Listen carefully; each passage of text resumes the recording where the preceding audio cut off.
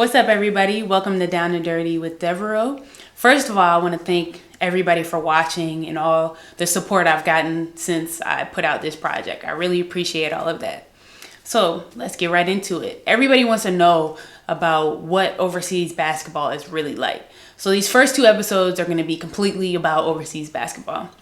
Now, the first question I always get is, do you really get paid more overseas than you do in the WNBA?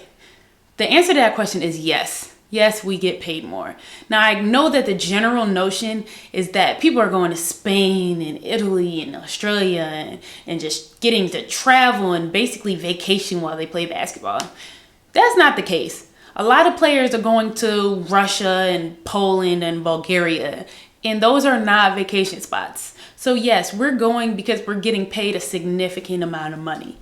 Now, I wish I could say that I was making Diana money. I'm sure all of you have seen the articles. Y'all know what's going on there. I can't say that I'm making that much money, but I do make enough more than I do in the WNBA. And I think that can be said for a lot of the WNBA players, is that they make overseas than they do at home.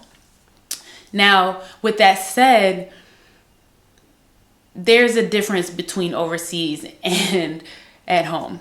In the WNBA, you know you're getting your check on the 1st and the 15th. It's either going to be in your hand or it's going to be in your bank account. Overseas, you don't know when you're going to receive your money. Your contract has this set amount, and this is when you're going to get paid, and these are your bonuses and all this stuff. But in actuality, they don't necessarily respect your contract to the point of paying you on time like they do at home. So really, you never know when you're going to receive it. They come up with all these excuses and all these reasons. The sponsors haven't paid us. Oh, there's something wrong with the government. We have this problem and that problem. And they try to finagle their way around getting out of paying you some of your money, if not all of it. Some teams will just flat out not pay you. And in those situations, those are times that players have to leave because they're not getting their money. But for the most part, a lot of teams are going to figure out ways that they can find you and just not pay you something. For example, when I played in Russia. Now, in the Russian league last year, you could have as many players, American players, as you could pay for. A lot of leagues, you have limitations on how many American players you can hire. But in Russia, it was as many as you could pay for. So a lot of teams had 3+ WNBA players. So they were really good teams. It was a really good league. My team had me. We were pretty awful. And we had to play UMMC. Now, UMMC, for those of you that don't know, is one of the top teams in Russia and one of the top teams in the world. At the time, they had Candace Parker, Deanna Nolan, Diana Taurasi, Sue Bird, and Sandrine Gruda. Okay, let's recap that. Diana Taurasi, Candace Parker, Deanna Nolan, Sandrine Gruda, and Sue Bird. And then they had really good Russian players and really good foreign players. So we play them and lose by 37. Our coach is furious, cursing us out after the game, saying this and that, and goes, you know what? You're not getting paid. I'm sorry. We just played arguably one of the best teams in the world. We are the worst team in the league, and you don't want to pay us? Oh, hell no! It's like we just played the Monstars and we're the damn Looney Tunes without Michael Jordan. That's essentially what happened. And he didn't want to pay us. So, I mean, I had to have a conversation with him aside from the group. And like, look, if you don't pay me, I'm sitting out. So I got my money, but a lot of the players didn't get their money for that month. A lot of the players that I played with in Russia didn't get their money for 3-4 months at a time. So really, we have these great situations overseas, but all of it has to be taken with a grain of salt, simply because you never know what's going to happen. Nothing is guaranteed overseas. So there are all these really good situations with the money, but you don't know if you're actually going to get it. Hopefully you get in a good situation, but You never know. Now, the practicing is very different from in America. Overseas, most of the time you practice twice a day. To me, in my experience, if you practice hard, you really only need to practice an hour and a half, 2 hours, and be done for the day. That's it. Over here, that's not necessarily the case. So a lot of times you're practicing twice a day for 2 hours. In Korea, though, my team lifted in the morning for an hour. Then right after that, we had a 3-hour practice, then had a couple hours off, and then had another 3-hour practice. And that was the lighter side. Some of the other teams in Korea had 4-hour practices twice a day. Oh, hell